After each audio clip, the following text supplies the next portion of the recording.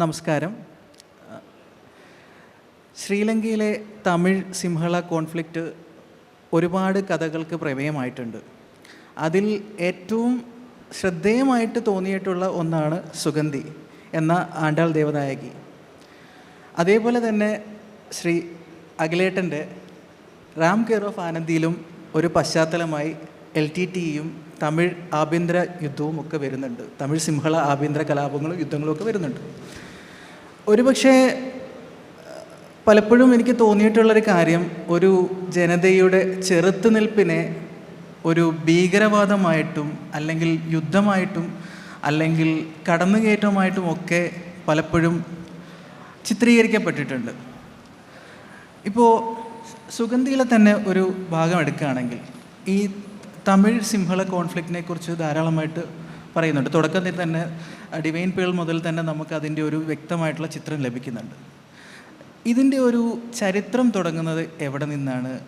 Sir എന്തുകൊണ്ടാണ് ആ ഒരു യാത്രയിൽ ഡിവൈൻ പേൾ എന്ന് പറയുന്ന ഒരു ഭാഗം തന്നെ ആമുഖമായി അല്ലെങ്കിൽ ആദ്യത്തെ അധ്യായമായി എടുക്കാനുള്ള ഒരു കാരണം എന്തായിരുന്നു? എല്ലാവർക്കും നമസ്കാരം. പെരുവനം ഫെസ്റ്റിവലിൽ വീണ്ടും ഒരിക്കൽ കൂടി പങ്കെടുക്കാൻ അവസരം കിട്ടിയതിൽ വലിയ സന്തോഷം. അതിനെന്നെ ക്ഷണിച്ചതിന് ആദ്യമായിട്ട് നന്ദി പറയുകയാണ്. ഇന്ന് ചർച്ച ചെയ്യുന്ന വിഷയം ശ്രീലങ്കയുമായി ബന്ധപ്പെടുന്ന എഴുത്ത്. അതാണ് നമുക്ക് വളരെ അടുത്ത് കിടക്കുന്ന ഒരു പ്രദേശമാണ്. തിരുവനന്തപുരത്തുനിന്ന് ഇങ്ങോട്ട് വരുന്ന അത്രയും ദൂരം നേരെ തെക്കോട്ട് പോയാൽ ലങ്കയിലെ പല പ്രദേശങ്ങളും പോകാം. പക്ഷേ ഈ മനോഹരമായ ഈ ദേശം അതിൻ്റെ പല ഘട്ടങ്ങളിലും വലിയ ദുരിതങ്ങളിലൂടെ ഹിംസയുടെ ഉന്മാദ സമാനമായ അവസ്ഥകളിലൂടെയാണ് കടന്നു പോയിട്ടുള്ളത്. നമ്മൾ ലോകത്തിലെവിടെ നടക്കുന്ന പ്രശ്നങ്ങളോടും പ്രതികരിക്കുന്ന ആളുകളാണ് മലയാളികൾ.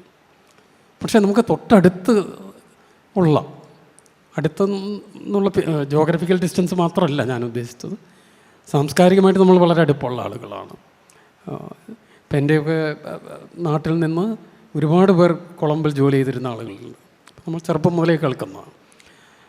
ആ സംസ്കാരമായിട്ട് അത്രയും ബന്ധമുണ്ട്, ഭാഷയായിട്ട് ബന്ധമുണ്ട്. ശ്രീലങ്കൻ തമിഴിന് മലയാളത്തിനോടാണ് യഥാർത്ഥ തമിഴിനേക്കാൾ കുറച്ചും കൂടെ അടുപ്പമുള്ളത്.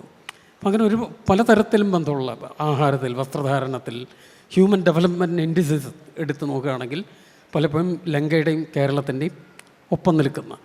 പക്ഷെ അങ്ങനെയൊക്കെയുള്ള ഒരു സ്ഥലത്ത് വലിയ ഒരു ആഭ്യന്തര യുദ്ധം നടക്കുക, ലക്ഷക്കണക്കിന് ആളുകൾ കൊല്ലപ്പെടുകയും ചെയ്ത സമയത്ത് സ്വാഭാവികമായിട്ടും അത് എന്നെ വല്ലാതെ വേദനിപ്പിച്ചിരുന്നൊരു കാര്യം. ഞാൻ വളരെ കാലമായിട്ട് ശ്രീലങ്കൻ വിഷയം പിന്തുടരുന്ന ഒരാളാണ്. ഞാൻ 81 മുതൽ തമിഴ്നാട്ടിൽ ജോലി ചെയ്യുന്നുണ്ട്. 80കളിലാണ് ഞാൻ മദ്രാസിൽ ജോലി ചെയ്യുന്ന ഒരു കാലം. 83-ലാണ് ശ്രീലങ്കൻ പ്രശ്നത്തിൻ്റെ ഏറ്റവും ഭീകരമായ ഒരു സംഭവം നടക്കുന്നത്. 83 ബ്ലാക്ക് ജൂലൈ എന്ന് പറയും. ലങ്കയിലെ വലിയ കൂട്ടക്കൊല നടക്കുന്നു തമിഴ് വംശജർക്കെതിരെ. അതിനെ തുടർന്നാണ് വീണ്ടും അത് വളരെ സങ്കീർണമാകുന്നത്. അപ്പോൾ ഈ വിഷയത്തിൽ പിന്തുടരുന്ന ഒരാൾ എന്നുള്ള നിലയിൽ ആ കാലത്ത് എൻ്റെ വായനയും സൗഹൃദങ്ങളും ഒക്കെ അത്തരത്തിലായിരുന്നു. ഒരുപാട് ശ്രീലങ്കൻ എഴുത്തുകാരികളായിട്ട് എനിക്ക് ബന്ധമുണ്ടായിരുന്നു. 2009 ലങ്കയിലെ ആഭ്യന്തര യുദ്ധം അവസാനിക്കുന്നു. ഇപ്പോൾ റാം കെയർ ഓഫ് ആനന്ദിയിലും ഒക്കെ സൂചിപ്പിക്കുന്ന മെയ് മാസത്തിൽ വേലുപ്പിള്ള പ്രഭാകരനൊക്കെ കൊല്ലപ്പെടുന്നതോടുകൂടി അവസാനിക്കും. പക്ഷേ അതിനുശേഷം എൻ്റെ സുഹൃത്തുക്കളായിരുന്ന പലരോടും എനിക്ക് കമ്മ്യൂണിക്കേറ്റ് ചെയ്യാൻ പറ്റാതെയാവും. ഞാൻ അയക്കുന്ന മെയിലുകൾക്ക് റിപ്ലൈ വരുന്നില്ല, ഫോൺ ചെയ്താൽ കോൺടാക്റ്റ് ചെയ്യാൻ പറ്റുന്നില്ല. അവരൊക്കെ നിങ്ങളെപ്പോലെ എനിക്ക് അടുത്ത് പരിചയമുള്ള ആളുകളാണ്. പലപ്പോഴും ചെന്നൈ ബുക്ക് ഫെയറിന് വരുമ്പോൾ ഞങ്ങൾ ഒരുമിച്ച് മണിക്കൂറുകളോളം ഇരുന്ന് സംസാരിച്ചിട്ടില്ല. അവർ ജീവിച്ചിരിക്കുന്നുണ്ടോ എന്ന് പോലും അറിയാൻ വയ്യാത്തൊരവസ്ഥ. അങ്ങനെ വന്നൊരു പശ്ചാത്തലത്തിലാണ് ഞാൻ ആ പുസ്തകം എഴുതാൻ തുടങ്ങുന്നത്. ഈ സുഗന്ധി എന്ന ആണ്ടാൾ ദേവനായകി എന്നുള്ള നോവലിലേക്ക് എത്തുന്നത്. അത് റാം കെയർ ഓഫ് ആനന്ദി എന്നൊരു വ്യത്യാസമുള്ളൊരു കാര്യം എന്താണെന്ന് വെച്ചാൽ ഇത് പൂർണ്ണമായിട്ട് ശ്രീലങ്ക കേന്ദ്രീകരിച്ച് ശ്രീലങ്കയിലെ പ്രശ്നങ്ങളെ കേന്ദ്രീകരിച്ചുള്ള. ഇപ്പോൾ അഖിൽ റാം കെയർ ഓഫ് ആനന്ദിയുടെ കഥയുടെ ഒരു കോറായിട്ട് ഈ പോർഷൻ നിർത്തിക്കൊണ്ട് മറ്റ് പല കാര്യങ്ങളും പറയുന്നുണ്ട്. ചെന്നൈ പറ്റി പറയുന്നുണ്ട്. എനിക്ക് വളരെ ഇഷ്ടപ്പെട്ടു ചെന്നൈ പറ്റി പറയുന്നത്. എന്ന് വെച്ചാൽ അതിൽ പറയുന്ന പല കാര്യങ്ങളും ചെന്നൈയിൽ ഞാൻ ആദ്യമായിട്ട് ചെല്ലുന്ന സമയത്ത് ഇതിനേക്കാൾ തീവ്രമായി അനുഭവിച്ചിട്ടുള്ളതാണ്. എന്ന് വെച്ചാൽ ഞാൻ ചെന്നൈയിൽ ആദ്യമായിട്ട് ചെല്ലുന്ന 80കളുടെ തുടക്കത്തിലാണ്. അപ്പം അറിയായിരിക്കുമല്ലോ എത്രത്തോളം വ്യത്യാസമുണ്ട്.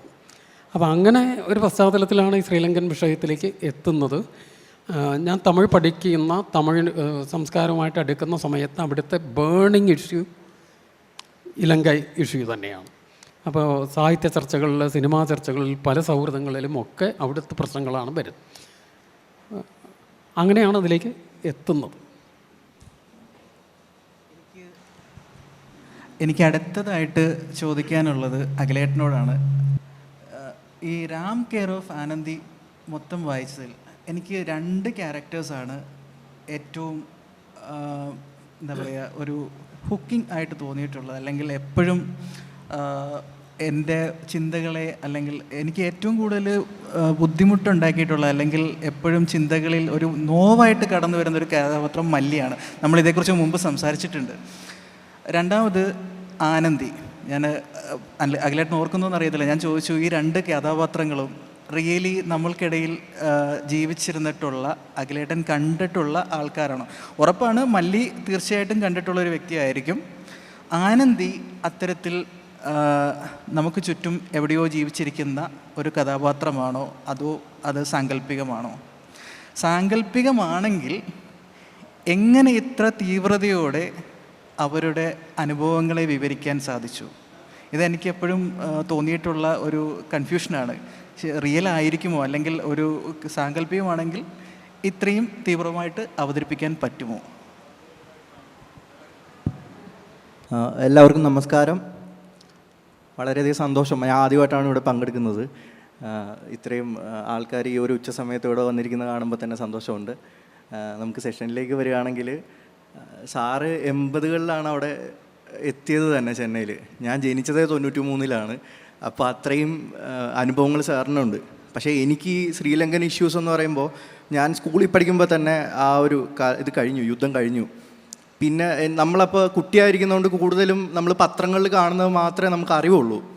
അപ്പോൾ LTT നേതാവ് വേലുപ്പിള്ള പ്രഭാകരനെ വധിച്ചു, മകനെ കൊന്നുകളഞ്ഞു എന്നൊക്കെ പറഞ്ഞിട്ട് വായിക്കുന്നുണ്ടെങ്കിലും എന്താണ് ഇതിൻ്റെ അടിസ്ഥാനമൊന്നും എനിക്കറിയില്ലായിരുന്നു. ഞാൻ ചെന്നൈയിലാണ് പഠിച്ചത്, ഫിലിം അക്കാഡമിയിൽ.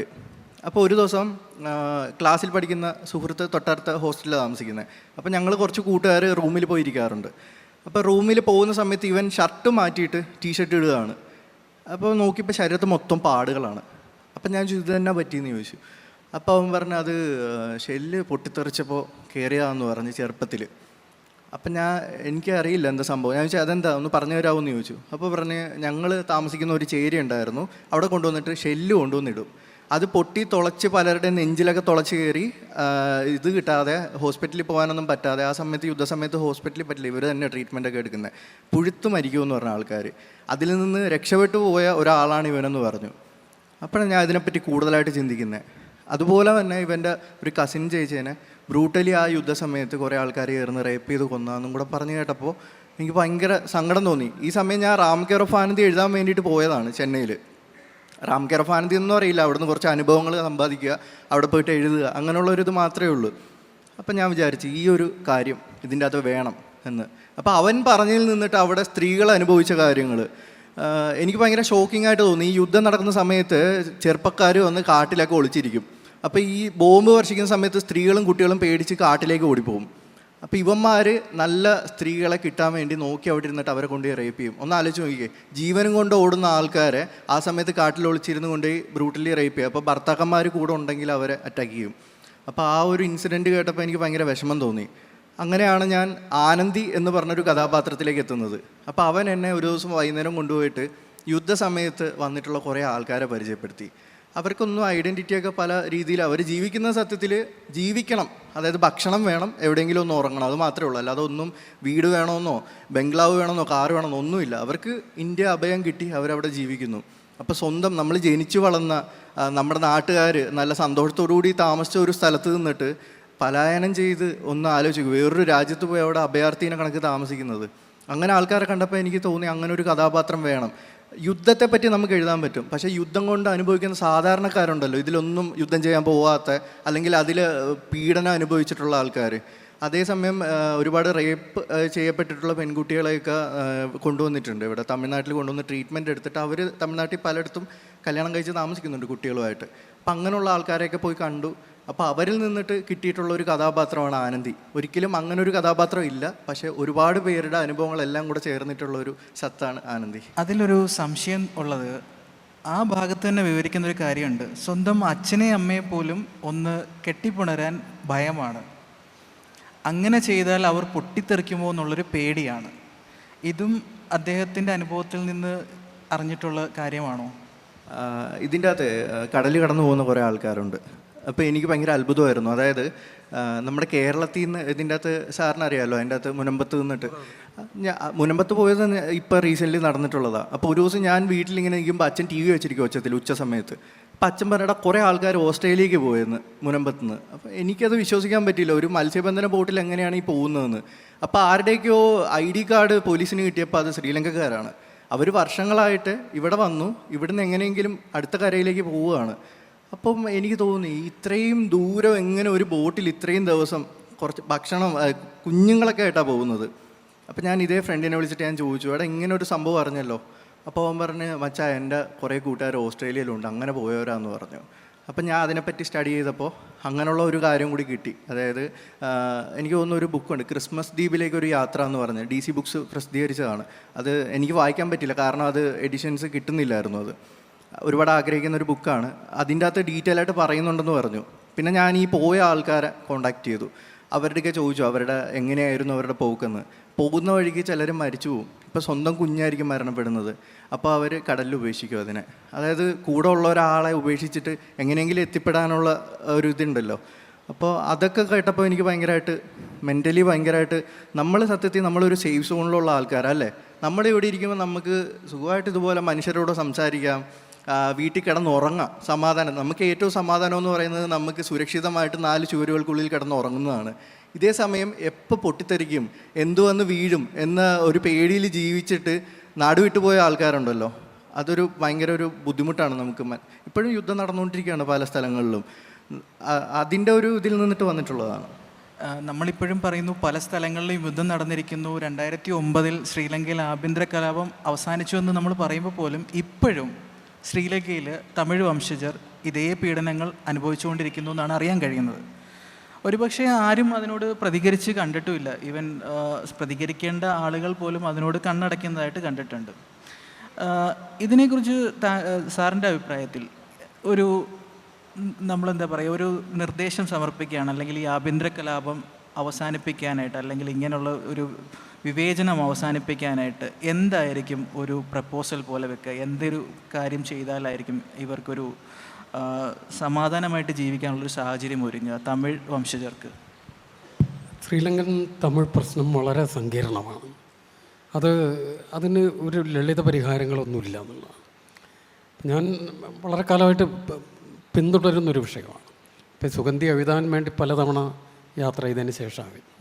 നേരത്തെ ഈ പറഞ്ഞ പോലെ യുദ്ധം കഴിഞ്ഞ് ഉടനെയുള്ള കാലത്താണ് ഞാൻ പോകും, ഒരു 11 ഒക്കെ കാലത്ത്. ഉടനെ അവർ ടൂറിസ്റ്റുകളെ അലോ ചെയ്തിരുന്നില്ല. 9 യുദ്ധം കഴിഞ്ഞിട്ട് 10 ആകുമ്പോഴേക്കും ടൂറിസ്റ്റുകളെ അലോ ചെയ്ത് തുടങ്ങി. അതിന് ശേഷം ഞാൻ പോരും.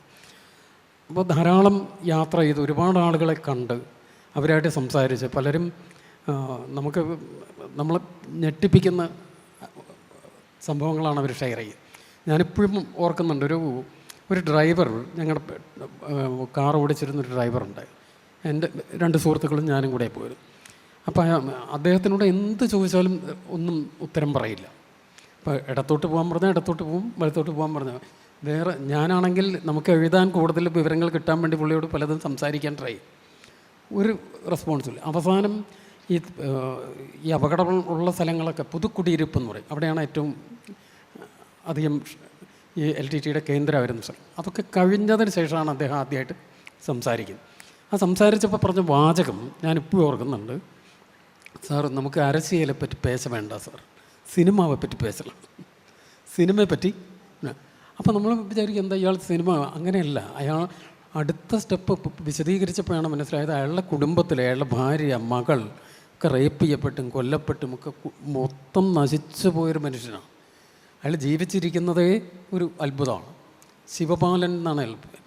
അപ്പോൾ ഇതേപോലെ നൂറുകണക്കിന് ആളുകളെ പല സ്ഥലത്തും.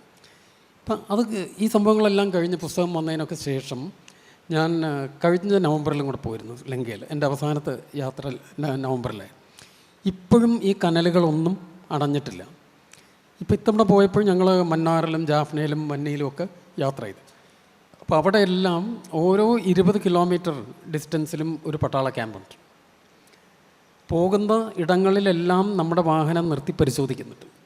ബസ്സുകൾ വരെ നിർത്തി ഓരോരുത്തരെയും പരിശോധിച്ചതിന് ശേഷമാണ് മന്നാറിൽ നിന്നൊക്കെ പുറത്തേക്ക് വിടുന്നത്. അവിടെയുള്ള പല സുഹൃത്തുക്കളുമായിട്ട് നമ്മൾ സംസാരിക്കുമ്പോൾ ഇത് ഈ കനലിൻ്റെ മേലെ കുറച്ചിങ്ങനെ ചാരം കൊണ്ട് മൂടിക്കിടക്കുന്നു എന്നേ ഉള്ളൂ. അത് അണഞ്ഞിട്ടില്ല. ഇത് എളുപ്പത്തിൽ പരിഹരിക്കാൻ കഴിയുന്ന വിഷയമല്ല. കാരണം എന്താണെന്ന് വെച്ചാൽ എത്തനിക് കോൺഫ്ലിക്റ്റാണ്. മെജോറിറ്റി സിംഹളൈസ് ആണുള്ളത്. എപ്പോഴും അധികാരവും എല്ലാവിധ സൗകര്യങ്ങളും അവരുടെ കയ്യിലാണ്. അതിനെ ഫൈറ്റ് ചെയ്ത് നിൽക്കുന്ന നോർത്തേൺ ഈസ്റ്റേൺ സൈഡിലുള്ള തമിഴ് പോപ്പുലേഷനാണ്. ഇവരാണെങ്കിൽ അവർക്കായിട്ടൊരു രാജ്യം കിട്ടുക എന്നത് ആണ് അവരുടെ. അതിൽ കുറഞ്ഞ ഒന്നിലും അവർ തയ്യാറല്ല. അതിൽ കുറഞ്ഞ ലെവലിൽ സെറ്റിലാവാവുന്ന നല്ലൊരു കാലം ഉണ്ടായിരുന്നു. ഞാനിപ്പോൾ ഓർക്കുന്നുണ്ട്, പ്രഭാകരനുള്ള കാലത്താണ് ഈ പുലികളുടെ നിയന്ത്രണത്തിലുള്ള ഒരു പ്രദേശം. അവരുടെയൊക്കെ തന്നെ സ്കൂള്, കോടതി എല്ലാം സമാന്തരമായിട്ട് നിലനിന്നിരുന്നു. പരസ്പരം അങ്ങോട്ടും ഇങ്ങോട്ടും വെടിനിർത്തലുണ്ടായിരുന്ന കാലമുണ്ട്. ഈ കാലത്ത് വേണമെങ്കിൽ ഒരു സെറ്റിൽമെൻറ്റിൽ എത്താമായിരുന്നു. പക്ഷേ ഇതിൽ നമ്മളറിയാത്ത മറ്റൊരു ഘടകം പ്രവർത്തിക്കുന്നുണ്ട്. അത് ഒരു ഇൻ്റർനാഷണൽ ലെവലിൽ നടക്കുന്ന വെപ്പൺ ബിസിനസ്സാണ്. ഈ വെപ്പൺ ബിസിനസ്സിൻ്റെ ആളുകൾ പലപ്പോഴും അവർ സമാധാനത്തിൻ്റെ ആളുകളായിട്ടാണ് പുറത്ത് വരിക. കാമഫ്ലാഷ് ചെയ്തിട്ടാണ് വരിക. അവരായിരിക്കും മീഡിയേറ്റേഴ്സ്. ഇപ്പോൾ ശ്രീലങ്കൻ ഇഷ്യൂവിൽ ആരാണെന്നൊക്കെ നിങ്ങൾക്കറിയാം. ഞാനത് എടുത്തു പറഞ്ഞ് എക്സ്പോസ് ചെയ്യുന്നില്ല എന്ന് പറഞ്ഞു. അപ്പോൾ അത്തരത്തിലുള്ള ആളുകൾ വളരെ ക്ലവറായിട്ട് എല്ലാ സമാധാന ശ്രമങ്ങളെയും അട്ടിമറിക്കും. ലോകത്തിൻ്റെ ഏതെങ്കിലും ഒരിടത്ത് എപ്പോഴും യുദ്ധം നടന്നുകൊണ്ടേയിരിക്കും. യുദ്ധം നടക്കാതെയാകാനുള്ള ശ്രമങ്ങളെ അട്ടിമറിക്കപ്പെടും. അത് സൗത്ത് സുഡാനിലാവാം, ശ്രീലങ്കയിലാവാം, ഇറാഖിലാവാം, അല്ലെങ്കിൽ ചെച്നിയയിലാവാം, പല സ്ഥലത്ത്. ഇപ്പോൾ സിറിയയിൽ അല്ലെങ്കിൽ അതിനപ്പുറത്തുള്ള പലസ്തീനിൽ ഇതൊക്കെ യുദ്ധമില്ലാതിരുന്നാൽ ഈ ആയുധ വ്യാപാരികളെ സംബന്ധിച്ച് അവരുടെ താല്പര്യങ്ങൾ. ഇപ്പോൾ LTTE പോലെയുള്ളൊരു സംഘടന അല്ലെങ്കിൽ പലസ്തീൻ ലിബറേഷൻ ഓർഗനൈസേഷൻ മുമ്പുണ്ടായിരുന്ന പോലത്തെ, പിന്നീട് അതിൻ്റെ പല രൂപങ്ങളായ ഹമാസോ ബാക്കിയുള്ളത്, ഇത്തരം സംഘടനകൾക്ക് ഓപ്പണായിട്ട് ആയുധങ്ങൾ വാങ്ങിക്കാൻ ബുദ്ധിമുട്ടുണ്ട്. അവർ മറ്റു തരത്തിലാണ് ആയുധങ്ങൾ വാങ്ങുന്നത്. അവർ ഈ വ്യാപാരികളെ സംബന്ധിച്ച് നല്ല കസ്റ്റമേഴ്സാണ്. 3 ഇരട്ടിയും 4 ഇരട്ടിയും വിലയ്ക്ക് വാങ്ങിക്കും. ഇവരുടെ ഫണ്ടൊക്കെ റൈസ് ചെയ്യുന്ന പുറത്താണ്. ലങ്കയിൽ ഈ പ്രശ്നം ഉണ്ടാകുമ്പോൾ അതിനുവേണ്ടി പുറത്ത് ജീവിച്ചിരുന്ന ലങ്കക്കാരാണ് പൈസ ചിലവാക്കിയത്. അപ്പോൾ ഇതിൻ്റെ ഒരു വലിയൊരു നെക്സസ് നിലനിൽക്കുകയാണ്. ഈ നെക്സസ് നിലനിൽക്കുന്നിടത്തോളം കാലം നമ്മളുടെ ലളിത പരിഹാരങ്ങൾക്കൊന്നും. ഇപ്പോൾ ഐക്യരാഷ്ട്രസഭ നമുക്കറിയാം നോക്കുകുത്തി പോലെ നിൽക്കുകയാണ്. ഇപ്പോൾ ഇസ്രായേൽ ഫലസ്തീനിൽ ഇത് നടത്തുന്ന സമയത്ത് ഐക്യരാഷ്ട്രസഭയുടെ സ്ഥിതി എന്തായിരുന്നു? അല്ലെങ്കിൽ ഉക്രൈൻ യുദ്ധം നടക്കുമ്പോൾ എന്താ, ശ്രീലങ്കൻ യുദ്ധം നടക്കുമ്പോൾ ലോകത്തിൽ സമാധാനം വേണോ വേണ്ടയോ എന്ന് തീരുമാനിക്കുന്നത് നിർഭാഗ്യവശാൽ ആയുധ വ്യാപാരികളായിപ്പോയി. അതാണ് ഇതിൻ്റെ അത്ര കോംപ്ലക്സ് ആയിട്ടുള്ളൊരു ഇഷ്യൂ ആണ്. നമുക്ക് ഐക്യരാഷ്ട്രസഭയ്ക്ക് പ്രമേയം പാസ്സാക്കാം, പല കാര്യങ്ങൾ ചെയ്യും. പിന്നെ ആകെ ഇപ്പോഴത്തെ ഒരു ചെറിയൊരു ഹോപ്പ് എന്ന് പറയാവുന്ന, അത് എത്രത്തോളം ശരിയാകുമെന്ന് നമുക്ക് പറയാൻ പറ്റില്ല. ശ്രീലങ്കയിൽ ഒരു ഭരണ മാറ്റം വന്നിരിക്കുന്നു. ഇപ്പോൾ AKD എന്ന് ചുരുക്കി വിളിക്കുന്ന അനുരാഗ് കുമാര ദിസനായകയാണ് ശ്രീലങ്കയുടെ പ്രസിഡൻറ്റ്. അദ്ദേഹം പോപ്പുലർ വോട്ടോടുകൂടി ജയിച്ചു വന്നിട്ടുള്ള ആളാണ്. സിംഹള വിഭാഗത്തു നിന്നുള്ള ആളാണ്. ജനതാ വിമുക്തി പെരുമന എന്ന് പറഞ്ഞ തീവ്ര ഇടതുപക്ഷ വിഭാഗത്തിൽപ്പെട്ട ആളായിരുന്നു. പക്ഷേ അദ്ദേഹം ഇപ്പോൾ അധികാരത്തിൽ വന്നതിന് ശേഷം എടുക്കുന്ന സ്റ്റാൻഡ്, പ്രസിഡൻ്റായി സത്യപ്രതിജ്ഞ ചെയ്ത ഉടനെ പറഞ്ഞ പ്രധാനപ്പെട്ട കാര്യം എന്ന് വെച്ചാൽ, ഞാൻ എല്ലാവരുടെയും പ്രസിഡൻ്റാണ്, എല്ലാവർക്കും വേണ്ടിയിട്ടാണ് ഞാൻ.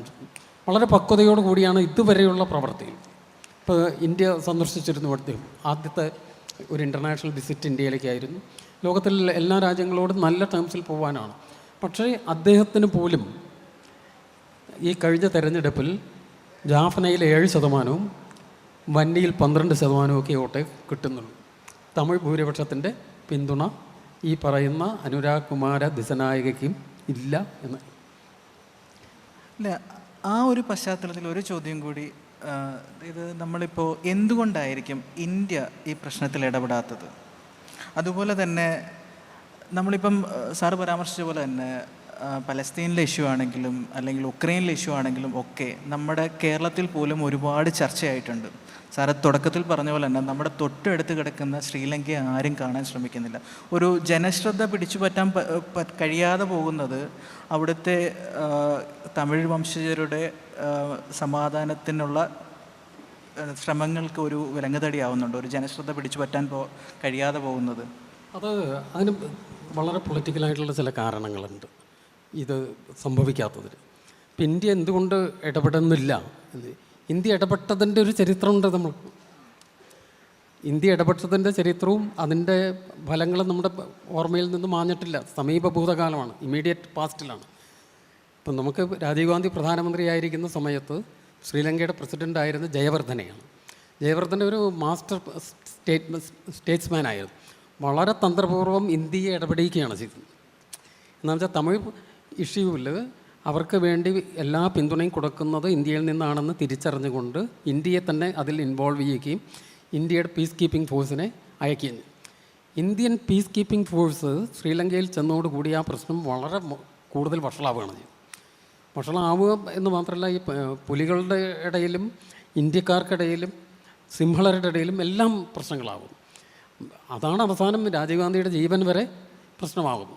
അപ്പോൾ ഇത് കുറച്ചും കൂടെ ഇപ്പം അദ്ദേഹം തെറ്റായിട്ടുള്ളൊരു തീരുമാനം എടുത്തു എന്നല്ല ഞാൻ പറയുന്നു, നമുക്ക് അങ്ങനെ പറയാൻ വയ്യ. പക്ഷേ മറ്റ് ജോലികളിൽ നിന്ന് രാഷ്ട്രീയത്തിലേക്ക് പെട്ടെന്ന് വന്ന തുടക്ക സമയത്താണ് ഈ ഒരു ഇഷ്യൂ ഉണ്ടാവും. കുറച്ചും കൂടെ ബുദ്ധിപരമായിട്ട് എടുക്കുന്ന ഒരു തീരുമാനമായിരുന്നെങ്കിൽ ഈ ജയവർദ്ധനയുടെ ട്രാപ്പിൽ വീഴില്ലായിരുന്നു. അങ്ങനെ വീണ് പോയത് അദ്ദേഹത്തിന് പേഴ്സണലായിട്ടും രാജ്യത്തിനും വന്നു. ലങ്കയിൽ തന്നെ നമ്മൾ പല ആവശ്യങ്ങൾ, ഞാൻ 7-8 തവണ ലങ്കയിൽ പോയിട്ടുണ്ട്. പലപ്പോഴും പല ആളുകളായിട്ട് സംസാരിക്കുമ്പോൾ അവർ നമ്മളെ അത്ര വിശ്വാസത്തിൽ എടുക്കുന്നില്ല. ഇന്ത്യക്കൊരു വലിയേട്ടൻ മനോഭാവം ഉണ്ടെന്നാണ് പല ലങ്കൻ സുഹൃത്തുക്കൾ നമ്മൾ പറയാറുള്ളത്. നിങ്ങൾ അങ്ങനെയാണ് ഞങ്ങളുടെ കാര്യങ്ങളിൽ ഇടപെടേണ്ട, ഞങ്ങൾക്ക് സ്വയം നിൽക്കാമറിയാം. പക്ഷേ ഈ ചോദിച്ച ചോദ്യത്തിൻ്റെ മറ്റൊരു റെലവൻസ് എന്താണെന്ന് വെച്ചാൽ, ഇത്ര അടുത്ത് കിടക്കുന്ന ഒരു പ്രദേശത്ത് നടക്കുന്ന ഈ മനുഷ്യത്വ വിരുദ്ധമായിട്ടുള്ള ഹിംസാത്മകമായിട്ടുള്ള പ്രവൃത്തിയോട് പ്രതികരിക്കാനുള്ള ഉത്തരവാദിത്വമുണ്ട്, പ്രതികരിക്കുന്നുണ്ട്. പക്ഷേ ഒരു കൾച്ചറൽ ലെവലിൽ അല്ലെങ്കിൽ മറ്റ് തരത്തിലുള്ള ലിറ്ററേച്ചറിന്നോ ഇതൊന്നും അങ്ങനത്തെ ഇടങ്ങളിൽ നിന്ന്, സിനിമയിൽ നിന്ന് പ്രതികരണങ്ങൾ ഉണ്ടാവുന്നില്ല എന്ന് പറയാൻ വയ്യ. മണിരത്നത്തിൻ്റെ ഫിലിമൊക്കെ നമ്മൾ കണ്ടിട്ടുള്ളതാണ്. ഇഷ്ടംപോലെ അത്തരം കാര്യങ്ങളുണ്ട്.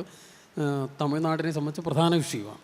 സ്റ്റിൽ അത് വേണ്ടത്ര ഇല്ലാതിരിക്കാനുള്ള കാരണം ഇപ്പോൾ ഈ ശ്രീലങ്കയിലുള്ള വിമോചന പ്രസ്ഥാനങ്ങളിൽ, ഇപ്പോൾ ഞാനൊക്കെ ഈ 80കളിൽ തമിഴ്നാട്ടിലെത്തുമ്പോൾ ആദ്യകാലത്ത് പ്രഭാകരനെ ഒരു ചെഗുവേരെ പോലെ അങ്ങനത്തെ ഒരാളെ പോലെയാണ് കാണാം. പക്ഷേ കുറച്ചും കൂടെ കഴിയുമ്പോൾ ഇവരുടെ ഒരു പ്രവർത്തന പദ്ധതികൾ വല്ലാതെ മാറും. ഇപ്പം ഞാൻ വയലൻസിനെ പൂർണ്ണമായിട്ട് റദ്ദാക്കണം എന്ന് പറയുന്ന ആളല്ല, അത് പ്രായോഗികമാണ്. പക്ഷേ വയലൻസിൻ്റെ ഒരു പ്രശ്നം, ഈ വയലൻസിൽ നിന്ന് വയലൻസേ ഉണ്ടാവും, ഒരിക്കലും പ്രശ്നത്തിന് പരിഹാരത്തിലേക്ക് എത്തുന്നില്ല. അല്ലെങ്കിൽ ഏറ്റവും അഡ്വാൻറ്റേജ് കിട്ടുന്നൊരു സമയത്ത് ഈ വയലൻസ് നിന്ന് മാറിയിട്ട് സമാധാനത്തിലേക്ക് പോകും. അപ്പോൾ മനുഷ്യർ നിരന്തരം യുദ്ധം ചെയ്തുകൊണ്ടിരിക്കാനല്ലല്ലോ ജീവിക്കുന്നത്, സമാധാനത്തിന് വേണ്ടിയിട്ടുള്ള യുദ്ധങ്ങളല്ലേ ചെയ്യുന്നത്. യുദ്ധത്തിന് വേണ്ടിയിട്ട് യുദ്ധം ചെയ്യും. അതിന് ഉദാഹരണം നേപ്പാളിലെ പ്രചണ്ഡ എന്ന് പറയുന്ന നേതാവ് ഇതേപോലെ തന്നെ വലിയ മുന്നേറ്റങ്ങൾ നടത്തി അവർക്ക് നല്ല അഡ്വാൻറ്റേജ് കിട്ടിയ സമയത്ത് അവർ സായുധ പോരാട്ടം അവസാനിപ്പിച്ച് ജനാധിപത്യത്തിൻ്റെ വഴിയിലേക്കും ഇതേപോലെ അവസാനിപ്പിച്ച് വരാനുള്ള അവസരങ്ങൾ പ്രഭാകരൻ്റെ മുമ്പിലുണ്ടായിരുന്നു. പക്ഷേ ഈ പറയുന്ന ഈ ആയുധ വ്യാപാരികളുടെ കാർട്ടലും ബാക്കിയുള്ളവരും എല്ലാവരും കൂടി ചേർന്ന് എന്തോ ഒരു പ്രത്യേക അവസ്ഥയിൽ ഒരു പോയിൻ്റ് ഓഫ് നോ റിട്ടേണിലേക്ക് എത്തി. അപ്പോൾ അതുകൊണ്ട് ഇപ്പോൾ ഞാൻ എൻ്റെ പുസ്തകം ഈ സുഗന്ധി സമർപ്പിച്ചിരിക്കുന്നത് ഡോക്ടർ രജനി തിരുണഗാമയ്ക്കാണ്. ഡോക്ടർ രജനി ജാഫ്ന മെഡിക്കൽ കോളേജിൽ ഡോക്ടറായിരുന്നു, അവിടുത്തെ മനുഷ്യാവകാശ പ്രവർത്തകയായിരുന്നു. 4 ഡോക്ടേഴ്സ് ചേർന്ന് അവിടെ അവരുടെ ഒരു പുസ്തകമായിട്ട് തന്നെ അവിടെ നടത്തിയിരുന്ന വയലൻസിനെ ഡോക്യുമെൻ്റ് ചെയ്തിരുന്നു. ബ്രോക്കൺ പായ്മര എന്ന് പറയുന്ന പുസ്തകം. അപ്പോൾ ഇവർക്ക് സമർപ്പിക്കാനുള്ളൊരു കാരണം അവിടെ സമാധാനത്തിന് വേണ്ടി സംസാരിക്കുന്ന ആളുകളുണ്ടോ എന്നുള്ള അന്വേഷണമായി. ഈ രജനി ജന്മം കൊണ്ട് തമിഴ് വംശജയും രജനിയുടെ ഹസ്ബൻഡ് ദയപാല തിരുണഗാമ എന്ന് പറയുന്ന ആൾ സിംഹളനുമാണ്. പക്ഷേ അവർ രണ്ടുപേരും ചേർന്ന് ഒരുമിച്ച് മൂവ് ചെയ്യാനുള്ള ജീവിതത്തിലും പൊതുവെ ഒരു നിലപാട്. പക്ഷേ അതിനൊന്നും തീരെ പിന്തുണ കിട്ടുന്നില്ല. പിന്തുണ ഈ വയലൻസ് എപ്പോഴും നമുക്ക് നമ്മുടെ നാട്ടിലോ അല്ലെങ്കിൽ പുറത്തോ എവിടെ പോയാലും വെറുപ്പിനെ ഏറ്റെടുക്കാൻ ഇഷ്ടം പോലെ ആളുകൾ ഉണ്ട്. സമാധാനത്തിനെ സ്നേഹത്തിനെയൊക്കെ പറഞ്ഞാൽ പുറന്തള്ളപ്പെടും. പക്ഷേ അതേ സമയം തന്നെ ഇങ്ങനെ അടിച്ചമർത്തപ്പെടുന്നവർക്ക് വേണ്ടി സംസാരിക്കാൻ നമ്മൾക്ക് വയലൻസിനെ പൂർണ്ണമായിട്ട് റദ്ദാക്കിക്കൊണ്ടുള്ള വഴിയും സാധ്യമാണെന്ന് പറയാൻ പറ്റില്ല. അതുകൊണ്ടാണ് ഞാൻ പറഞ്ഞത് വളരെ കോംപ്ലക്സ് ആയിട്ടുള്ള ഒരു പ്രശ്നമാണ്. ലളിത പരിഹാരങ്ങളിലേക്കൊന്നും അത്ര എളുപ്പത്തിലെത്താൻ കഴിയുന്നു. ഈ സുഗന്ധി വായിച്ചപ്പോൾ പലപ്പോഴും തോന്നിയിട്ടുള്ളത്, സാറ് കണ്ടിട്ടുള്ള അനുഭവങ്ങളെ വളരെ മിതപ്പെടുത്തിയിട്ടാണ് ഒരു സാഹിത്യകൃതി എന്നുള്ള രീതിയിൽ, ഓബ്വിയസ്ലി അത് അങ്ങനെ പറ്റുള്ളൂ, ഒരു മിതപ്പെടുത്തിയിട്ടാണ് അത് എഴുതിയിട്ടുള്ളതെന്ന് തോന്നിയിട്ടുണ്ട്. കാര്യം അതിൻ്റെ യഥാർത്ഥ വശങ്ങളിലേക്ക് അത് കുറച്ചുകൂടെ ഡീപ്പായിട്ട് കടന്നു പോയി കഴിഞ്ഞാൽ അതൊരു സാഹിത്യ കൃതിയിൽ ഒരുപാട് സെൻസർഷിപ്പ് നേരിടേണ്ടി വരുന്ന ഒരു സാഹചര്യം ഉണ്ടാക്കിയേക്കാം. അത്തരത്തിലൊരു സാഹചര്യത്തിൽ താങ്കൾ അങ്ങനെ മിതപ്പെടുത്തേണ്ടി വന്നിട്ടുണ്ടോ, അതോ ഇതെൻ്റെ ഒരു തോന്നലാണോ? അങ്ങനെ ഒരു വായിച്ചല്ല മിതപ്പെടുത്തുന്നല്ല. ഞാൻ എൻ്റെ അന്വേഷണങ്ങളിൽ കണ്ടെത്തിയ കാര്യങ്ങളുടെ ഒരു ചെറിയ അംശം, ഇതൊരു ലിറ്റററി ടെക്സ്റ്റാണ്. ഞാൻ ഈ ബ്രോക്കൺ പായ്മര എന്ന് പറഞ്ഞ പുസ്തകം വായിക്കുമ്പോൾ അത് വയലൻസിനെ പക്ക ഡോക്യുമെൻ്റ് ചെയ്തിട്ടുള്ളൂ. അതേപോലെ ഒരു നോവൽ എഴുതാൻ പറ്റില്ല. ഇപ്പം അഖിലിൻ്റെ റാം കെയർ ഓഫ് ആനന്ദി എന്നുള്ള പുസ്തകം തന്നെ നല്ല രീതിയിൽ വായിക്കപ്പെടുകയും നോവൽ എന്നുള്ള രീതിയിൽ അത് വർക്കാവുന്നത് ആ ശ്രീലങ്കൻ ഇഷ്യൂവിലെ വയലൻസ് മാത്രമല്ലല്ലോ അതിലുള്ള, അതിൻ്റെ മറ്റ് പല തലങ്ങളിൽ കൂടി ഒരു മനുഷ്യാവസ്ഥകളെ അത് അഡ്രസ്സ് ചെയ്യുമ്പോൾ. അപ്പം ഞാനിതിലേക്ക് ചെയ്തത് ഇപ്പോൾ മറ്റൊരു വഴിയായിരുന്നു. ഞാൻ ചരിത്രത്തിലേക്ക്, മിത്തുകളിലേക്ക്, ശ്രീലങ്കയും തമിഴകവും കേരളവും ഒക്കെ ഉൾപ്പെടുന്ന ആ പ്രദേശത്തിൻ്റെ ഒരു 1000 വർഷം മുമ്പുള്ള ഹിസ്റ്ററിയിലേക്ക് ഈ സിംഹള തമിഴ് കോൺഫ്ലിക്റ്റിൻ്റെ റൂട്ട് കോസ് എന്താണ് എന്നെ, ആ സിംഹള മിത്ത് തന്നെയാണ് അതിൻ്റെ റൂട്ട് കോസ്. ഈ സിംഹളരുടെ സുപ്രീമസി ഉണ്ടാക്കുന്ന ആ കഥയുണ്ട്, അതൊരു കെട്ടിച്ചമച്ച കഥയാണ്. നമുക്കറിയാം, സിംഹത്തിൽ നിന്ന് ജനിച്ചവർ എന്നൊന്നും പറയുന്നത് യുക്തിക്ക് നിരക്കുന്ന കാര്യമില്ല. പക്ഷേ കഥകൾ പലപ്പോഴും യുക്തിക്ക് അപ്പുറത്താണ് സഞ്ചരിക്കുന്നത്. ആ വഴി കൂടെ തന്നെയാണ് നമ്മൾ പോകുന്നത്. പക്ഷേ ഈ അന്വേഷണങ്ങളിൽ ഞാൻ ഇപ്പോൾ നേരത്തെ പറഞ്ഞ ശിവപാലൻ്റെ ഒരു കാര്യം, ഇതേപോലെ എഴുത്തുകാരികളായിട്ടുള്ള ഇപ്പോൾ ഞാൻ അവരെ മാതൃഭൂമി ആഴ്ചപ്പതിപ്പിന് വേണ്ടി പണ്ട് ഇൻ്റർവ്യൂ ചെയ്തിട്ടുള്ളതാണ് രാജപക്ഷയ്ക്കുള്ള കാലത്ത്. അപ്പോൾ അവർ എന്നോട് പറഞ്ഞ പ്രധാനപ്പെട്ട കാര്യം, ഞാൻ എവിടെയാണ് ലങ്കയിലുള്ളത് എന്ന് മാത്രം ചോദിക്കരുത്, ബാക്കി എന്ത് ചോദ്യം വേണമെങ്കിൽ ഇൻ്റർവ്യൂവിലും എൻ്റെ സുരക്ഷാപരമായ കാരണങ്ങളാൽ പറയാൻ പറ്റില്ല. അത് കഴിഞ്ഞിട്ട് സിവിൽ വാറിൻ്റെ അവസാനം നടന്നു. പിന്നീട് അവർക്ക് അയക്കുന്ന മെയിലുകൾക്ക് റിപ്ലൈ വരാതെ എനിക്ക് ഭയമായിപ്പോയി അവർ ജീവിച്ചിരിക്കുന്നുണ്ടോ എന്ന്. അതേപോലെ നിങ്ങൾ ഇപ്പോൾ നേരത്തെ അഖിൽ പറഞ്ഞപ്പോഴാണ് ഞാൻ ആലോചിച്ചത്, ഒരു ഒപ്പം പഠിച്ചിരുന്ന ആളുടെ ദേഹത്ത് കംപ്ലീറ്റ് മുറിവുകൾ, അതേപോലെയുള്ള ഒരാളെ ഞാൻ കണ്ടിരിക്കുന്നത് വളരെ കുറച്ചും കൂടെ അറിയപ്പെടുന്ന ആളാണ്. അയാളുടെ പേര് ശോഭാശക്തി എന്നാണ്. ശോഭാശക്തി എന്ന് പറഞ്ഞാൽ ശ്രീലങ്കൻ തമിഴിലെ വളരെ പ്രസിദ്ധനായ എഴുത്തുകാരനാണ്, ഒരു ഫിലിം ആക്ടറാണ്. അയാൾ പാരീസിൽ അഭയാർത്ഥിയായിട്ട് താമസിക്കുന്ന ആളാണ്. അയാളുടെ ശരിക്കുള്ള പേര് ആൻ്റണി ദാസൻ യേശുദാസൻ എന്നാണ്. അപ്പോൾ ഈ ശോഭാശക്തി LTTയിൽ വർക്ക് ചെയ്തിരുന്ന ആളാണ്. കുറച്ച് LTTയിൽ ബോയ് സോൾജിയറായിട്ട് ഉണ്ടായിരുന്ന. അപ്പോൾ അതിൻ്റെ ഉള്ളിലുള്ള ഒരു ജനാധിപത്യ വിരുദ്ധമായിട്ടുള്ള പ്രവർത്തനങ്ങൾക്കെതിരെ എന്തോ ചോദ്യം ചെയ്ത സമയത്ത് ഇദ്ദേഹത്തിനെ വളരെ ക്രൂരമായിട്ട് പീഡിപ്പിച്ചു. അപ്പോൾ ശോഭാശക്തിയുടെയും ഷർട്ട് ബനിയനും ഊരിക്കഴിഞ്ഞാൽ പുറത്തും നെഞ്ചിലുമൊക്കെ നീണ്ട പാടുകളാണ്. ഞാൻ കണ്ട് നടുങ്ങിപ്പോയിരുന്നു. ശോഭാശക്തിയുടെ ഫിലിം നിങ്ങൾ കണ്ടിട്ടുണ്ടോ എന്ന് പറയുന്നത് ദീപൻ എന്ന് പറഞ്ഞ് 2015 IFFKയിൽ വന്നിരുന്നു. 15 ക്യാനിൽ പാം ഡിയോർ കിട്ടിയ ഫിലിമാണ്. ആ പാം ഡിയോർ കിട്ടിയ ഫിലിമിലെ ലീഡ് റോളിൽ അഭിനയിക്കുന്ന ആളാണ് ഞാൻ പറഞ്ഞ ആൻ്റണി ദാസൻ എന്നാണ്. ഇപ്പോൾ വേറെ ധാരാളം സിനിമയിലൊക്കെ അഭിനയിക്കുന്നുണ്ട്. പുള്ളി വളരെ ബിസിയാണ്. പക്ഷേ തമിഴിൽ വളരെ പ്രധാനപ്പെട്ട എഴുത്തുകാരനാണ്. അപ്പോൾ അതേപോലെ ദുരിതങ്ങൾ. അപ്പോൾ ഈ ശോഭാശക്തി നമ്മളോട് പങ്കുവെച്ച വിവരങ്ങൾ, അതുപോലെ മറ്റ് പല എഴുത്തുകാരായിട്ടുള്ള ആളുകൾ, എഴുത്തുകാരികളായി അവരൊക്കെ പങ്കുവെച്ചതിൻ്റെ ഒരു ചെറിയ അംശം നോവലിലേക്കൊന്ന് ഉപയോഗിക്കാൻ പറ്റും. എന്നാന്ന് വെച്ചാൽ ഇല്ലെങ്കിൽ അത് വയലൻസിൻ്റെ അത് ഭീകരമായൊരു തലം. സ്റ്റിൽ ഇത്രയായിട്ട് പോലും സുഗന്ധിയൊക്കെ വായിച്ച പല ആളുകളും ചോദിച്ചു, ഇത്രയും ഭീകരമായ വയലൻസ്, ഇത് റിയലായിട്ട് അവിടെ നടക്കുന്ന വയലൻസിൻ്റെ ഒരു അംശം പോലും. കാരണം നമ്മൾ മലയാളികൾക്ക് കേരളത്തിലിരിക്കുമ്പോൾ അങ്ങനെ യുദ്ധമൊന്നും അടുത്ത് അനുഭവിക്കേണ്ടയോ അറിയേണ്ടയോ വന്നിട്ടില്ല. യുദ്ധം എന്ന് പറയുന്നത് ടെലിവിഷനിൽ കാണാനോ പുസ്തകത്തിൽ വായിക്കാനോ ഒക്കെ അത് നേരിട്ട് അനുഭവിച്ചവരുടെ അവസ്ഥ അവർ നമ്മളോട് പങ്കുവെക്കുന്ന സമയത്ത് നമുക്ക് ഇപ്പോൾ സുഗന്ധിയിൽ ഇപ്പോൾ ഒരു ക്യാരക്ടറുണ്ട്. അയാൾ പറയുന്ന first rape then ask questions. സംശയിച്ച് പിടികൂടുന്ന ആളുകളെ സിംഹള പട്ടാളക്കാർ പറയുന്ന ആദ്യം റേപ്പ് ചെയ്തതിന് ശേഷമാണ് ചോദ്യം ചെയ്യുന്നത്. ഇത് അവിടെ സ്ഥിരമായിട്ട് ഉണ്ടായിരുന്ന കാര്യങ്ങളാണ്. ഈ രാജപക്ഷയുടെ കാലത്തും വളരെ ഭീകരമായിട്ടുള്ള വയലൻസ് നടന്നിരുന്നു. ഇപ്പോഴും ഒട്ടും മെച്ചപ്പെട്ട നിലയിലേക്ക് ശ്രീലങ്ക എത്തിയിട്ടില്ല. അത് കഴിഞ്ഞ് ഭരണാധികാരികളുടെ കെടുകാര്യസ്ഥത കൊണ്ട് സാമ്പത്തികമായി വലിയ പ്രതിസന്ധിയിലെത്തി. ഇപ്പം നിങ്ങൾക്ക് ലങ്കയിൽ പോവുകയാണെങ്കിൽ ഇവിടുത്തെ 1 രൂപ കൊടുത്താൽ കഷ്ടി 4 രൂപയോളം അവിടുത്തെ പൈസ കിട്ടും. നമ്മുടെ രൂപയുടെ സ്ഥിതിയെ മഹാമോശം. 85 രൂപയോ 86 രൂപ കൊടുത്താലാണ് $1 കിട്ടുന്നത്. നമ്മൾ വളരെ അഭിമാനിയായിട്ട് തോന്നുന്നു ലങ്കയിൽ പോകുമ്പോൾ. പക്ഷേ ഇതിപ്പോൾ 3 ചില്ലാനമായിട്ടുണ്ട്. ഞാൻ അവസാനം പോണ സമയത്ത് 1000 രൂപ കൊടുത്താൽ 4000 രൂപ തിരിച്ച് കൈ കിട്ടും. പക്ഷേ ആ 4000 രൂപ കൊണ്ട് യാതൊരു പ്രയോജനമില്ല. ഒരു ചെറിയ ഹോട്ടലിൽ കയറി നിങ്ങൾ ബ്രേക്ക്ഫാസ്റ്റ് കഴിച്ച് ഇറങ്ങുമ്പോൾ തരുന്ന ദോശയും ചായയും കഴിച്ചാൽ ബില്ല് 780 രൂപ എന്നൊക്കെ പറഞ്ഞല്ലോ ബില്ലായിരിക്കുന്നത്. അങ്ങനെ സാമ്പത്തികമായി വലിയ ദുരിതത്തിലാണ്. അതിൻ്റെയൊക്കെ ഒരു ഗുണപാഠം എന്താണെന്ന് വെച്ചാൽ, ഒരു സമൂഹത്തിൽ മതരാഷ്ട്രീയം, ആ ശുവനിസം അമിതമായിട്ട് കടന്നു വരികയും അത് രാജ്യത്തിൻ്റെ ഭരണത്തെ കൈകളിലേക്ക് എടുത്ത് അത് വലിയ കോൺഫ്ലിക്റ്റ് ഉണ്ടാക്കുകയും ചെയ്തിട്ടുണ്ടെങ്കിൽ ഒരിക്കലും പരിഹരിക്കാൻ പറ്റാത്തത്. ജനാധിപത്യത്തിൻ്റേതായിട്ടുള്ള മാന്യമായ വഴിയിൽ നിന്ന് എന്ന് വ്യതിചലിച്ചോ അന്ന് ലങ്കയുടെ പതനം തുടങ്ങും. എനിക്കൊരു ചോദ്യം കൂടി അഖിലേട്ടനോടാണുള്ളത്. ഇപ്പോൾ അഖിലേട്ടൻ പറഞ്ഞു ഒരു സുഹൃത്തിൻ്റെ അനുഭവത്തിൽ നിന്നാണ് ഈ ശ്രീലങ്കയുടെ പശ്ചാത്തലം റാം കെയർ ഓഫ് ആനന്ദിയിലേക്ക് വരുന്നതെന്ന്.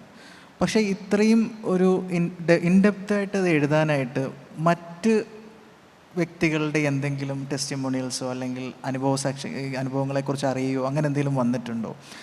അതുപോലെ തന്നെ ഒരു കാര്യമുള്ളത്, മല്ലി എന്ന് പറയുന്ന കഥാപാത്രത്തിൻ്റെ ഒരു പ്രസക്തിയും അല്ലെങ്കിൽ ആ കഥാപാത്രത്തെക്കുറിച്ച് അത് എങ്ങനെ ആ കഥയിൽ വന്നു എന്നുള്ളതും കൂടി ഒന്ന് പറഞ്ഞാൽ. പേഴ്സണലി ഞാനും ഒരു ട്രാൻസ് വ്യക്തിയാണ്. എന്നെ ഒരുപാട് ഹോണ്ട് ചെയ്തിട്ടുള്ള ഒരു കഥാപാത്രമാണ് മല്ലി. അതും കൂടി ഒന്ന് പറഞ്ഞാൽ നന്നായിരിക്കും. തീർച്ചയായിട്ടും. സാറിൻ്റെ സംസാരം കേട്ടിട്ട് ഒരു ക്ലാസ്സിലിരുന്ന് നമ്മൾ കേൾക്കത്തില്ലേ, അതുപോലെ എനിക്ക് റാം കെയർ ഓഫ് ആനന്ദി എഴുതുന്ന സമയത്ത് എനിക്ക് സാറിനെ കാണണമെന്നുണ്ടായിരുന്നു. പക്ഷേ എനിക്ക് അറിയത്തില്ലല്ലോ എങ്ങനെയാണ്, ഒന്നും അറിയില്ല. കാരണം ഞാൻ കുറച്ച് എഴുത്തുകാരുടെയൊക്കെ ഞാൻ സംസാരിക്കാൻ പോയിട്ടുണ്ട്. ചെല്ലുന്ന സമയത്ത് നമ്മളോട് അത്ര മൈൻഡ് കാണിക്കില്ല. അപ്പം ഭയങ്കര സത്യമായിട്ടും അത് ഞാനൊരു വേദിയിൽ ഇങ്ങനെ പോയി കാണാനിരിക്കുക, ഒരു ഭയങ്കര ഇഷ്ടമുള്ളൊരു എഴുത്തുകാരനാണ്. ഇങ്ങനെ ഇറങ്ങി വന്നപ്പോൾ ഒരു കൈ കൊടുത്തു, പക്ഷേ കണ്ടു, പക്ഷെ കൈ തരാതെ പോയി. അതെനിക്ക് ഭയങ്കര വിഷമം ഉണ്ടാക്കി. അപ്പോൾ ഞാനിങ്ങനെ ആലോചിച്ചു, ഇങ്ങനെ ആയിരിക്കുമോ എന്നുള്ളത്, അതിൻ്റെ ഒരു പേടിയായിരുന്നു. പിന്നെ ഞാൻ കോളേജിൽ പഠിക്കുന്ന സമയമൊക്കെയാണ്, അപ്പോൾ അതിൻ്റേതായിട്ടുള്ളത്. പിന്നെ സാറിൻ്റെ ബുക്കൊക്കെ വായിച്ചപ്പോഴൊക്കെ വേറൊരു ലെവൽ. ഫ്രാൻസിസ് ഇട്ടിക്കോരെയൊക്കെ സത്യം പറഞ്ഞാൽ എനിക്ക് ഗിഫ്റ്റ് കിട്ടിയ ഒരു ബുക്കാണ്. ഇപ്പോഴും ആ ബുക്ക് അതേപോലെ തന്നെ ഞാൻ സൂക്ഷിച്ചു. പോലുള്ള ആളുകൾ അങ്ങനെ കരുതുന്നുണ്ടെന്ന് അറിയുമ്പോൾ എനിക്ക് വലിയ സങ്കടം. ഞാൻ അങ്ങനെയുള്ള കക്ഷിയല്ല. എനിക്ക് ഇപ്പോഴാണ് മനസ്സിൽ സാറിനെ ആദ്യമായിട്ട് ഞാൻ കാണുന്നത് ഇവിടെ വെച്ചിട്ട്. സാർ എൻ്റെ ഈ ടൈറ്റിൽ ചെയ്തിട്ടുള്ള ഒരു പരിപാടിയിൽ സാറ് വരിക എന്ന് പറയുന്നത് തന്നെ എനിക്ക് ഭയങ്കര ഒരു അഭിമാനമാണ് സത്യമായിട്ടും. കാരണം എത്ര പേരങ്ങനെ വരുമെന്ന് എനിക്കറിയത്തില്ല. ഇപ്പോൾ റാം കെയർ ഓഫ് ആനന്ദിന്ന് ഞാൻ കഴിഞ്ഞ ദിവസം ഒരു ലിറ്ററേച്ചർ ഫെസ്റ്റിവലിന് പോയിട്ടുണ്ടായിരുന്നു. ഒരു കാര്യമില്ല, ഒരു സീനിയർ എഴുത്തുകാർ ഇങ്ങനെ ഇരിക്കുകയാണ്, ഫുഡ് കഴിക്കുകയാണ്. ഞാനിങ്ങനെ വരുമ്പോൾ ഒരൊറ്റ തിരിയൽ. ഞാനപ്പോൾ ആലോചിച്ചു, ഇത് എന്താണിത്? ഇപ്പോൾ ഞാനപ്പുറം തൊട്ടപ്പുറം വന്നിരുന്നിട്ട് ഞാൻ ഫുഡ് കഴിക്കുക. ഞാൻ പലതവണ ഫേസ് ചെയ്യാനായിട്ട് ശ്രമിക്കുന്നുണ്ട്. പിന്നെ ചെന്ന് സംസാരിച്ച് ചിലപ്പോൾ വല്ലതും പറഞ്ഞു കഴിഞ്ഞാലോ എന്ന് വിചാരിച്ചിട്ട് ഞാനിങ്ങനെ സൈഡിൽ ഇരുന്ന് ഫുഡ് കഴിക്കുന്നുണ്ട്. എനിക്ക് ഫേസ് തരുന്നതേ ഇല്ല. നമുക്കൊരാളിപ്പോൾ നമുക്കറിയാൻ പറ്റും ഒരാൾ ഫേസ് തരുന്നില്ലെങ്കിൽ. സാറിപ്പോൾ ഒരാളുമായിട്ട് സംസാരിക്കുകയാണ്, ഇടയ്ക്കെങ്കിലും ഒന്ന് തിരിഞ്ഞു നോക്കുമല്ലോ ആരാണ് അടുക്ക ഇരിക്കുന്നതെന്ന്. അപ്പം മനഃപൂർവ്വം ചെയ്യുന്ന ആ ഒരു അവഗണനയുണ്ട്. അത് ഭയങ്കര ചില സമയം വിഷമം ഉണ്ടാകും. എന്നിട്ട് നമ്മൾ ആരെയും ഉപദ്രവിക്കാനോ അങ്ങനെയുള്ള കാര്യങ്ങൾക്ക് പോയിട്ടില്ല. അപ്പം ഈ ഓരോരോ അനുഭവങ്ങളാണ് ഞാനപ്പോൾ വിചാരിച്ചിട്ടുള്ളത്. അപ്പോൾ സീനിയർ എഴുത്തുകാർ പലരും ഇങ്ങനെയാണെന്നൊക്കെ. പക്ഷേ അതല്ലാതെ ഒരുപാട് പേരുമായിട്ട് ഇപ്പോൾ ബെന്യാമിൻ സാറൊക്കെ ആണെങ്കിൽ എന്നെ ഒരു സഹോദരനല്ല മോനെ പോലെയൊക്കെയാണ് കാണുന്നത്. എവിടെ വെച്ച് കണ്ടാലും ഓടി വന്ന് കെട്ടിപ്പിടിക്കുകയൊക്കെ ചെയ്യും. അങ്ങനെയുള്ള ആൾക്കാരും ഉണ്ട്. എങ്കിലും ഞാൻ ആ അന്നത്തെ അനുഭവത്തിൻ്റെ പുറത്താണ് ഞാൻ പറഞ്ഞത്. എനിക്കൊരു പേടിയായിരുന്നു. ഇത് പറഞ്ഞപ്പോഴാണ് ഞാൻ ആലോചിച്ചത്. എന്താണെന്ന് വെച്ചാൽ ഞാൻ വളരെ വൈകി എഴുതി തുടങ്ങിയ ഒരാളാണ്. എൻ്റെ ആദ്യത്തെ പുസ്തകം വരുമ്പോൾ എനിക്ക് 43 വയസ്സ്. അതുവരെ ഞാനൊരു കഥയോ ലേഖനോ കവിതയോ ഒന്നും എഴുതി അച്ചടിച്ച് ഒന്നും ചെയ്തിട്ടില്ല. റാങ്ക് ഔട്ട്സൈഡറാണ്. ഒരു പുസ്തകം വരുന്നു, അത് കഴിഞ്ഞ് കുറച്ച് ഈ തമിഴ് ഇൻ്റർവ്യൂസോ അങ്ങനത്തെ കാര്യങ്ങളൊക്കെ ചെയ്യും. പിന്നീട് അടുത്ത ഇട്ടിക്കോര വരുന്നു. ഇപ്പോൾ അഖിൽ പറഞ്ഞതിൽ നിന്ന് വലിയ വ്യത്യാസമൊന്നും ഉണ്ടായിരുന്നില്ല. പക്ഷേ വേറെ വ്യത്യാസം ഉണ്ടായിരുന്നു. ഇത് വലിയ അപകടമാണ്, സമൂഹത്തിനെ വഴി തെറ്റിക്കുന്ന പുസ്തകങ്ങളാണ് ഇയാൾ എഴുതുന്നത് എന്ന് ഓപ്പൺ സ്റ്റേജിൽ അങ്ങനത്തെ പ്രശ്നമൊന്നും ഉണ്ടായിട്ടില്ലല്ലോ. ഇല്ല, അങ്ങനെയുള്ളതൊന്നും ഉണ്ടായിട്ടില്ല. എന്നെ സംബന്ധിച്ച് പറഞ്ഞിരുന്ന എന്താണെന്ന് വെച്ചാൽ, ഇത് സമൂഹത്തിനെ വഴിതെറ്റിക്കാനാണ് ഇയാൾ പുസ്തകങ്ങൾ. ഞാൻ വളരെ ചിരിയോടുകൂടി അത് സോക്രട്ടീസിനെതിരെയുള്ള ആരോപണമാണ്. സമൂഹത്തിനെ തെറ്റിക്കാൻ ശ്രമിച്ചതിനെതിരെ ആണ് അദ്ദേഹത്തിനെ വധശിക്ഷിക്കും. പിന്നെ ഈ സാഹിത്യരംഗത്ത് വേറൊരു ഇതെന്താണെന്ന് വെച്ചാൽ, ആദ്യം പൂർണ്ണമായി അവഗണിക്കും, മുഖം തരില്ല, അവഗണിക്കും. അത് കഴിഞ്ഞ് നിശിതമായി വിമർശിക്കും. ഇത് കഴിഞ്ഞാൽ കൈ കൊടുത്ത് സ്വീകരിക്കും. അത് കഴിഞ്ഞിട്ട് നിങ്ങളാണ് ലോകത്തിലെ ഏറ്റവും വലിയ എഴുത്തുകാരെന്ന് ഇതേ ആളുകൾ തന്നെ സ്റ്റേജിൽ നിന്ന് പറയും. ഈ എല്ലാ സ്റ്റേജിൽ കൂടിയും കടന്നു പോയ ഒരാളാണ്. അപ്പോൾ അതുകൊണ്ട് ഇത് കേട്ടതിൽ എനിക്ക് ഒരു പൊതുവേ വളരെ ബോൾഡായിട്ട് നിങ്ങൾ പോവുക. നിങ്ങൾക്ക് നിങ്ങളുടേതായ മറ്റ് ഇതിൽ പ്രശ്നം എന്താണെന്ന് വെച്ചാൽ ഓരോരുത്തർക്ക് അത് ഉൾക്കൊള്ളാൻ പറ്റില്ല. ഇപ്പം ഇട്ടിക്കോര വന്ന സമയത്ത് ഇപ്പം അത് അഖിലിന് അത്ര തന്നെ മനസ്സിലാവില്ല. 15 കൊല്ലം ഇട്ടിക്കോര വന്ന സമയത്ത് ഏറ്റവും നിശ്ചിതമായിട്ട് വിമർശിക്കപ്പെടുന്ന പുസ്തകമാണ്. സമൂഹത്തിനെ വഴിതെറ്റിക്കണു, ടെക്നോളജി ഉപയോഗിച്ച് എഴുതുന്നു. ഇനി അതിനെപ്പറ്റി പറയാൻ ബാക്കി യാതൊരു കാര്യം ഇല്ല. അത്തരത്തിൽ ആക്ഷേപിക്കപ്പെട്ടിരുന്നു. എന്താണ്, ഇപ്പോഴും അത് തുടരുന്ന ആളുകളുണ്ട്. ട്രോമ പോർണോ ആണ് എന്നൊക്കെ പറഞ്ഞിട്ടൊക്കെ പല രീതിയിൽ. അപ്പോൾ ഇതിനോട് ഒരു എഴുത്തുകാരൻ എന്നുള്ള എനിക്ക്, ഞാനിപ്പോൾ ഒരു ഉപദേശമൊന്നും തരത്തിലില്ല, എൻ്റെ ഒരു എക്സ്പീരിയൻസ് പറഞ്ഞതേ ഉള്ളൂ. ഇതിനെയൊന്നും നമ്മൾ കെയർ ചെയ്യേണ്ട യാതൊരു കാര്യമില്ല. നമ്മൾക്ക് എന്ത് എഴുതാൻ പറ്റുന്നു, നമ്മൾക്ക് എന്ത് എഴുതാൻ കഴിയും, നമ്മൾക്ക് എഴുതാൻ തോന്നുന്ന പോലെ നമ്മളുടെ കൂടെ വായനക്കാരുള്ളിടത്തോളം കാലം ഈ പറയുന്ന ആളുകൾക്ക് അങ്ങനെ പറഞ്ഞുകൊണ്ടിരിക്കുന്നുള്ളൂ. കുറച്ച് കഴിയുമ്പോൾ ഇത് ഇനി ഇങ്ങോട്ട് വന്ന് കൈതരുന്ന അല്ലെങ്കിൽ അങ്ങനത്തെ കാലം മാറി വരും. ഞാൻ എല്ലാ സ്റ്റേജും കടന്നു പോയതിൻ്റെ ഒരു അനുഭവത്തിൽ പറയുന്നു. Okay, thank you. പിന്നെ എനിക്ക് ചോദിച്ച ചോദ്യത്തിൻ്റെ മല്ലിയ ആദ്യമേ പറയാം. സത്യത്തിൽ മല്ലിയുടെ ഒരു സ്റ്റേജ് അല്ല, എങ്കിലും മല്ലിയെ പറയാതെ പറ്റില്ല. മല്ലിയെ പോലെ ഒരാളെ ആദ്യമേ ഞാൻ പരിചയപ്പെടുന്നത്, ഞാൻ ചെന്നൈയിൽ ഞാൻ ആലപ്പുഴയിൽ നിന്ന് ആദ്യമായിട്ട് മാറി നിൽക്കുന്ന ഒരാളാണ്. അപ്പോൾ ഷട്ടിൽ ട്രെയിനുണ്ട്. ഞാൻ ഗിണ്ടിയിൽ നിന്ന് നുങ്കമ്പാകത്തേക്കാണ് എൻ്റെ കോളേജിലേക്ക് പോകുന്നത്. അപ്പോൾ ആദ്യമായിട്ട് കോളേജിലേക്ക് പോവുകയാണ്, നല്ല വസ്ത്രമൊക്കെ ഇട്ടിട്ട് ട്രെയിനിലിങ്ങനെ നല്ല തിരക്കാണ് രാവിലെ. അപ്പോൾ ഞാൻ വിചാരിച്ച ഒരു ചെന്നൈയെ അല്ല. ആൾക്കാരൊക്കെ ഹെഡ്സെറ്റ് വെച്ചിട്ട് അവിടെ ഇവിടെയൊക്കെ ഇരിക്കുന്നു, ആരും അങ്ങോട്ടും ഇങ്ങോട്ടും സംസാരിക്കുന്നില്ല, എല്ലാവരുടെയും മുഖത്ത് ഗൗരവമാണ്, ഒരു ചിരിയില്ല. അപ്പം ഞാനിങ്ങനെ തൂങ്ങി ഇങ്ങനെ ഇതിൽ നിൽക്കുകയാണ്, ഭയങ്കര തിരക്കാണ്. അപ്പോൾ ആ സമയത്ത് നല്ല ഭംഗിയിലൊരു പെൺകുട്ടി, മുല്ലപ്പൂവൊക്കെ വെച്ചിട്ട് നല്ല ഭംഗിയിലൊരു പെൺകുട്ടി വന്നിട്ട് ശക്തിയിൽ കൈ തട്ടി. പക്ഷേ ഞാൻ വിചാരിച്ച അതൊരു പെൺകുട്ടി തന്നെയാണ്, എന്തോ ഒരു തമാശയ്ക്ക് എന്തോ ചെയ്യുകയാണ് എന്ന് വിചാരിച്ച്. അപ്പം ഞാൻ ഇവിടെ എനിക്ക് തോന്നുന്നത് കുട്ടികളുണ്ടെന്ന് തോന്നുന്നു, അതുകൊണ്ട് ഒരു തെറി വാക്കാണ് പറഞ്ഞത്. അപ്പോൾ അവിടെ അറവാണികളെന്നാണ് വിളിക്കുന്നത്. ഞാനത് കേട്ടിട്ടുള്ളത് ഞങ്ങളുടെ നാട്ടിൽ ഈ അയൽക്കൂട്ട സമയമൊക്കെ ചില സമയം വീടിൻ്റെ അപ്പുറം ഇപ്പുറമൊക്കെ ഉണ്ടാവും. അപ്പോൾ ഇടിവെക്കും ഒരു കിടന്ന്, പൈസയുടെ പേര് പറഞ്ഞു. അപ്പോൾ ചേച്ചിമാർ ഇടിവെക്കുമ്പോൾ അങ്ങോട്ടും ഇങ്ങോട്ടും വിളിക്കുന്നത് കേട്ടിട്ടേ ഉള്ളൂ. അപ്പോൾ എൻ്റെ വിചാരം ഇത് തെറിയാണ്. അപ്പോൾ എൻ്റെ വന്നിട്ട് ഇങ്ങനെ അർവാണി എന്ന് പറഞ്ഞു. അപ്പം ഞാൻ ഓർക്കുന്നത് എന്നെ തെറി പറയുകയാണ്. അപ്പം ഞാൻ ഇച്ചിരി അങ്ങോട്ട് മാറി നിന്നു. പുറകെ വന്ന് വീണ്ടും അർവാണി എന്നും പറഞ്ഞിട്ട് പറയുകയാണ്. ഞാൻ ആലോചിക്കുന്നത് എന്നെന്തിനാണ് തെറി പറയുന്നത്. അപ്പോൾ ഞാൻ മാറുന്ന കണ്ടപ്പോൾ എനിക്ക് വന്നിട്ട് പറഞ്ഞു അർവാണി കാസ്ത എന്ന് പറഞ്ഞ്. അപ്പോൾ എൻ്റെ അടുക്കൽ നിന്ന ആളാണ് പറഞ്ഞു തന്നത്, വളരെ മോശമായിട്ടൊരു വേർഡാണ് ഉപയോഗിച്ചത്. പൈസ കൊടുക്കരുത്, അങ്ങൊരു തള്ളു കൊടുത്താൽ മതി, അങ്ങ് പൊക്കോളൂ എന്ന് പറഞ്ഞ്. അപ്പോൾ എനിക്കും അറിയത്തില്ല. അപ്പം ഞാൻ ഇങ്ങനെ എൻ്റെ അടുക്കലേക്ക് വരുമ്പോൾ ഞാൻ ഇങ്ങനെ തള്ളുകയാണ് പിടിച്ചിട്ട്. അപ്പം ഞാൻ അവസാനം തള്ളിയപ്പോൾ അവരങ്ങ് തെറിച്ചു പോയി. അവരതേപടി എൻ്റെ വന്നിട്ട് എൻ്റെ പോക്കറ്റിൽ നിന്ന് പൈസ എടുക്കാനായിട്ട് നോക്കി. അപ്പോൾ എൻ്റെ കയ്യിൽ, ഞാൻ വർക്ക് ചെയ്തുകൊണ്ടാണ് അവിടെ പഠിക്കാനായിട്ട് പോയിരിക്കുന്നത്, എൻ്റെ കയ്യിൽ കുറച്ച് പൈസയേ ഉള്ളൂ. ചെന്നൈയിൽ പോയ സമയത്ത് എനിക്ക് അച്ഛൻ തന്ന കുറച്ച് പൈസ മാത്രമേ ഉള്ളൂ. അപ്പം 100 രൂപ വലിയ ഒരു പൈസയാണ്. 100 രൂപ ഇങ്ങനെ പോക്കറ്റിരിക്കും. അപ്പം ഞാനതിങ്ങനെ പിടിക്കുന്നു, അവരതിൽ നിന്ന് പൈസ എടുത്തിട്ടേ പോകത്തുള്ളൂ എന്ന് പറഞ്ഞു. അങ്ങനെ അവസാനം എൻ്റെ പോക്കറ്റ് അടക്കം കീറിയെടുത്തു.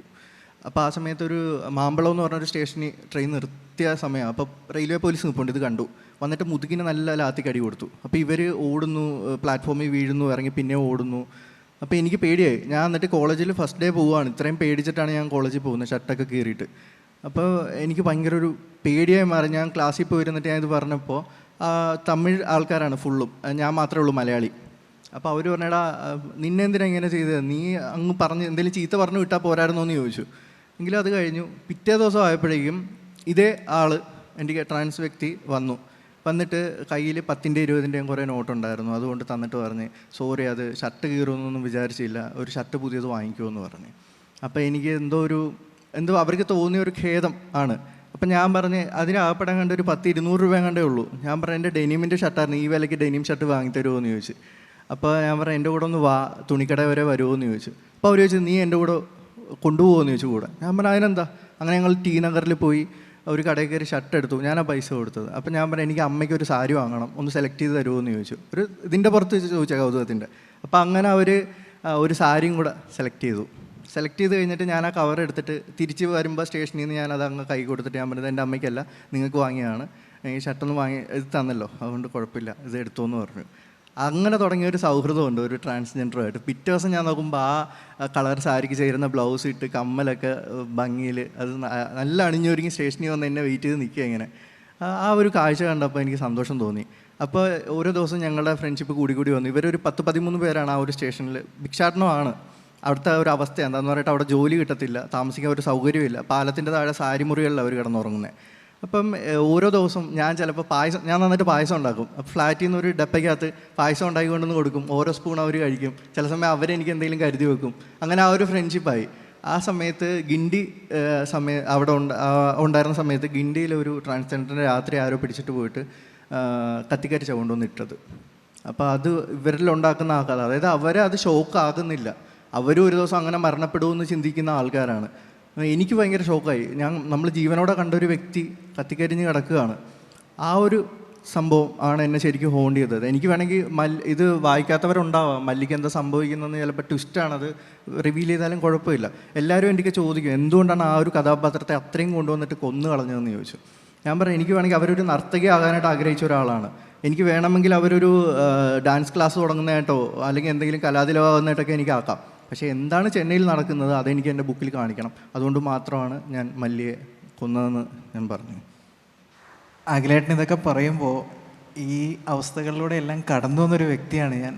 അപ്പോൾ എനിക്ക് എൻ്റെ പാസ്റ്റിലെ പല കാര്യങ്ങളും ട്രിഗർ ആവുന്നുണ്ട്. വളരെ സന്തോഷം. Thank you so much. എന്തായാലും നമുക്ക് ഇനിയും അടുത്തതായിട്ട് ഒരിക്കൽ കൂടി നന്ദി പറയുന്നു നിങ്ങൾക്ക് 3 പേർക്കും. വളരെ അർത്ഥവത്തായ എന്നാൽ രസകരമായ ചില ജീവാനുഭവങ്ങൾ ഉൾക്കൊണ്ടുകൊണ്ടുള്ള ഒരു സംഭാഷണമായിരുന്നു. Thank you so much.